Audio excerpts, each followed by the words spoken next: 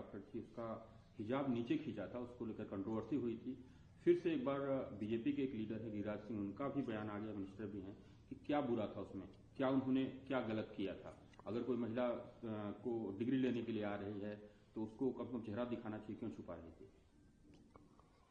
देखिए, जो बीजेपी के लीडर का बयान है, ये उनकी मानसिकता का द्योतक है।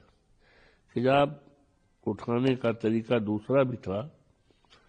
कोई महिला साथ में होती, बोल देती कि फोटो लेना है, वो स्वयं उठा लेती, वो महिला स्वयं उठा लेती इस बात पर कि फोटो लेना है, अब ना उठा लो। तो यहाँ पर चूक तो हुई है।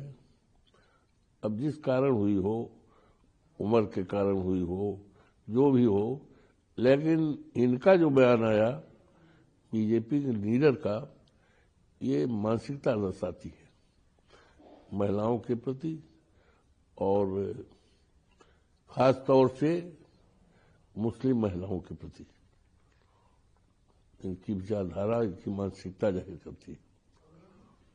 वेस्ट बंगाल में एसआईआर के बाद एक नया मुद्दा खड़ा हुआ है। वहां पे सीपीएम लीडर के बेटे हैं आतिफ अजीज, उनका नाम, उनके नेम में जो सरनेम है वो अवस्थी जुड़ गया है, जो इलेक्टोरल अभी आया है।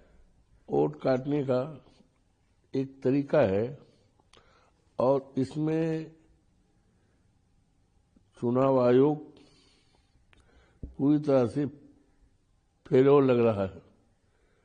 कहीं न कहीं साजिश है सरकार की कि बंगाल में दीदी ममता जी को हटाने का, उनके लोगों के वोट कटाने का, ये एक प्लान वे में एक व्यवस्था की गई है, जिसका नतीजा है कि एक मोमनन के नाम के अवस्थी आ गया। तो एक नहीं आया होगा, ये तो एक नमूना है। ये तो एक नमूना है कि इस तरह की और गड़बड़ियां करके उनको मत देने से अलग कर दिया जाए। पी चिदम्बरम जी का बयान आया है, कांग्रेस के लीडर हैं, कहा कि मनरेगा का नाम जिस तरह से बदल के वीबीजी रामजी बिल किया जा रहा है, एक तरह से फिर से वो महात्मा गांधी जी की हत्या हो रही है। ये मनरेगा से राष्ट्रपिता महात्मा गांधी का नाम हटाना, ये आजादी का अपमान है, इस देश की आजादी का अपमान है। क्योंकि राष्ट्रपिता महात्मा गांधी के नेतृत्व में इस देश से अंग्रेजों को भगाया गया था और देश में आजादी आई थी। तो आजादी का अपमान है, देश की आजादी का नुकसान है, और साथ ही साथ ये राष्ट्र का अपमान है। क्योंकि राष्ट्रपिता कहे जाते हैं, राष्ट्रपिता महात्मा गांधी, तो राष्ट्र का अपमान है और इस देश की आजादी का अपमान है। क्योंकि आजादी बापू महात्मा गांधी के नेतृत्व में लड़ी गई थी। बीजेपी के ही एलआई हैं और एआईडीएमके के चीफ एडापट्टी के पलनीस्वामी ने डिमांड किया है कि Mahatma Gandhi national rural employment guarantee act, जो मनरेगा है, वो कंटिन्यू रहे और उसमें कोई भी किसी तरह का बदलाव न किया जाए। बीजेपी के एलआई का ये डिमांड है। क्या मतलब उनका कहने का? बीजेपी के जो एलआई हैं, जो उनके पार्टनर हैं पॉलिटिकल, उनका भी कहना है, जो चीफ हैं वो एडापट्टी के पलनीस्वामी। देखिए, बीजेपी तो उसके पास कोई निर्माण और विकास का कोई काम तो है नहीं, केवल एक ही काम है और उसमें इनको महारत हासिल है, नाम बदलना।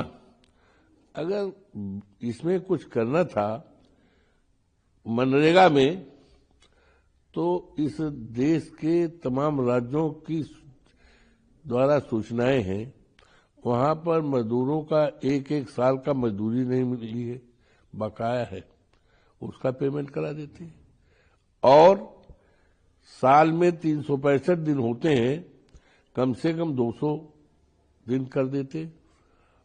और महंगाई जिस तरह से बढ़ रही है, हमारी मुद्रा की क्रय शक्ति, परचेजिंग पावर दिनों दिन लुढ़क रही है, नीचे जा रही है, तो 1,000 रुपये कर देते, क्योंकि ये 20 साल से ये लागू है और जिस दिन से लागू हुई उसमें एक पैसा की बढ़ोतरी नहीं हुई है मजदूरी में, बल्कि रोजाना महंगाई बढ़ती जा रही। तो अगर बढ़ने था, ईमानदारी थी, और इन्होंने तो राज्य पर, स्टेट पर बोझा डाल दिया है। इनका इरादा इस देश का जो मजदूर है, जो जिसकी अहम भूमिका निर्माण में, विकास में रही है और है, उसकी उपेक्षा ही नहीं है, उसके साथ अब जो है ये धोखा कर रहे हैं। पॉल्यूशन पे आज लोकसभा में डिबेट होने वाला है।